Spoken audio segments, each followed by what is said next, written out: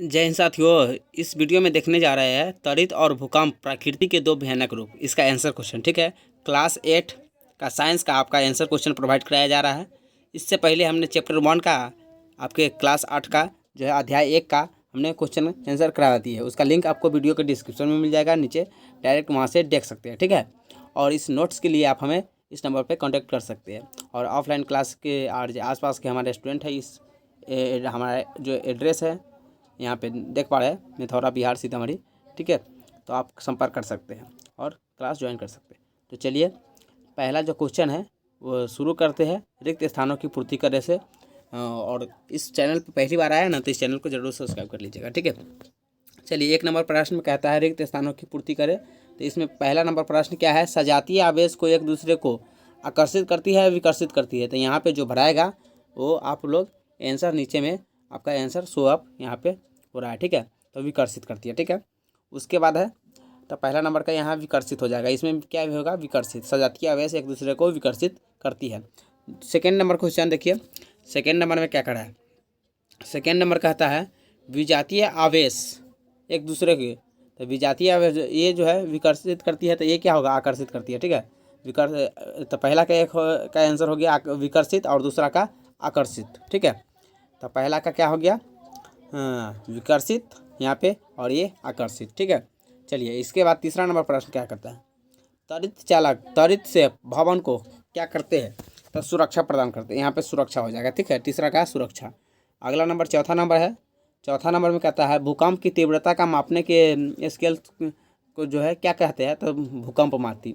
भूकंप की तीव्रता मापने वाले स्केल को भूकंप मापी स्केल से किया जाता है। ठीक है, तो यहाँ पे भूकंप मापी हो जाएगा। ठीक है, चलिए अगला नंबर प्रश्न, वो प्रश्न उत्तर देखिए।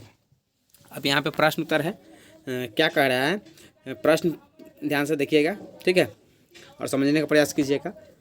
प्रश्न 2 में है सर्दियों में, पहला 1 नंबर में था आपका जो है खाली स्थान, रिक्त स्थान हो गया। दूसरा नंबर प्रश्न उत्तर है यहाँ पे, सर्दियों में स्वेटर उतारते समय चिट चिट की आवाज़ होती है। जब आप सर्दियों में यानी कि ठंडी के मौसम में जब स्वेटर पहनते हैं और 2-4 दिन बाद निकालते हैं या कल होकर के निकालते हैं, तो क्या होता है, वो चिट चिट की आवाज़ करते हैं। ऐसा क्यों होता है आखिर, उसको समझते हैं। चलिए, तो इसका उत्तर है स्वेटर तथा शरीर के रगड़ से आवेश में उत्पन्न होता है। देखिए, स्वेटर और शरीर जो है के बीच में क्या होता है, रगड़ से आवेश उत्पन्न होता है, और आवेश के प्रवाह के कारण विद्युत उत्पन्न होती है।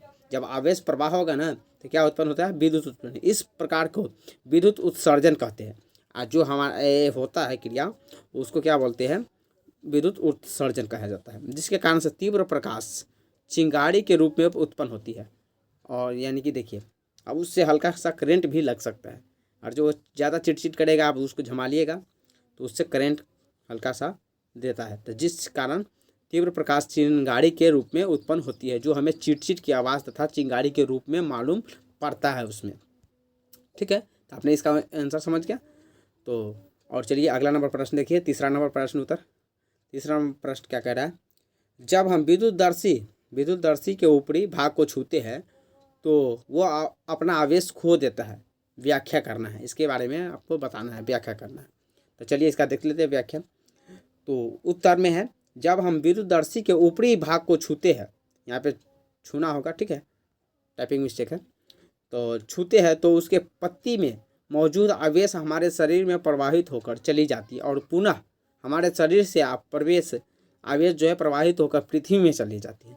क्योंकि शरीर के विद्युत का सुचालक होता है, शरीर जो है हमारा, क्योंकि शरीर जो है विद्युत का सुचालक होता है, परिणाम स्वरूप विद्युतदर्शी अपना आवेश खो देता है। ठीक है, चलिए चौथा नंबर प्रश्न देखिए, यहाँ पे आपको भूकंप मापी का चित्र बनाइए। तो देखिए ये चित्र बना हुआ है, थोड़ा सा जूम करके आपको दिखा दे। ये भूकंप मापा का क्या है, चित्र है। ठीक है, इस चित्र का जो है बुक में दिया गया है, वहाँ पे विधि का वर्णन किया गया है। आप बुक में से इसका आंसर लिख लेंगे उसके विधि के। ठीक है, चलिए 5वां नंबर प्रश्न देखिए, त्वरित तथा भूकंप से अपनी सुरक्षा के उपाय का वर्णन कीजिए।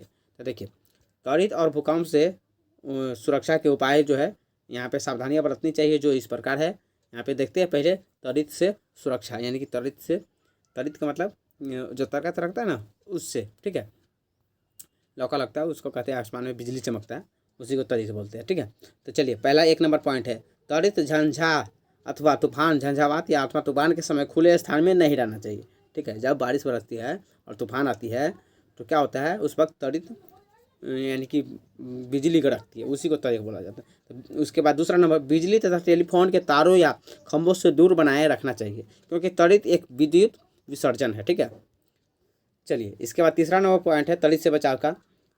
यहाँ पे किसी भी बिजली से चलने वाले उपकरणों के प्रयोग से बचना चाहिए, जैसे मोबाइल, टीवी, ये सब क्या हो गया, बिजली के उपकरण से, वॉशिंग मशीन, ये सब। चलिए उसके बाद चौथा नंबर पॉइंट है त्वरित अथवा तूफान के समय नदी, तालाब आदि में स्नान नहीं करना चाहिए, क्योंकि जब तूफान आएगा तो पानी इधर से उधर होगा और वो उसमें और त्वरित चमकेगा तो उसमें करंट पैदा होता है, इसलिए।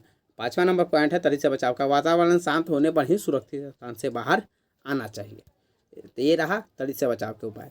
अब इसके बाद भूकंप से सुरक्षा के उपाय देख लेते हैं। भूकंप से बचाव के उपाय, तो पहला नंबर है गड्ढे वाली जगहों को भरकर तालाबों एवं पोखरों के समीप घर बनाने से बचना चाहिए। देखिए, अब गड्ढा ज़्यादा रहेगा, उसको भरिएगा, उसके बाद पोखर तालाब रहेगा तो उसमें भरिएगा तो क्या होगा, वो दलदल वाला जगह हो जाता है, यानी कि कम बैठा हुआ मिट्टी रहता है। नया मिट्टी रहेगा तो धंसने का, मकान धंसने का डर रहता है। अगला नंबर है घर की बनावट भूकंप रोधी होना चाहिए। जब घर बनाते हैं तो भूकंप रोधी होना चाहिए। तीसरा नंबर है घर के बीच बीच दूरी होनी चाहिए। उसके बाद चौथा नंबर है भूकंप के समय मजबूत चौकी या पलंग या टेबल के नीचे झटकों के रुकने तक छिपे रहना चाहिए। जैसे कि आप घर में हैं, भूकंप आया तो आप घर में चौकी या पलंग या कोंटा पर कात में दीवार के साइड में खड़ा हो सकते हैं और सर पे कुछ रख सकते हैं, मुलायम चीज़, ताकि ऊपर से कुछ गिरे भी तो आपको उतना असर ना करे। ठीक है, पाँचवा नंबर पॉइंट, संभव हो तो सर ऊपर तकिया या आदि गद्देदार चीज़ रख लेना चाहिए, जो आपको बताइए दिए, संभव हो तो रख लेना चाहिए।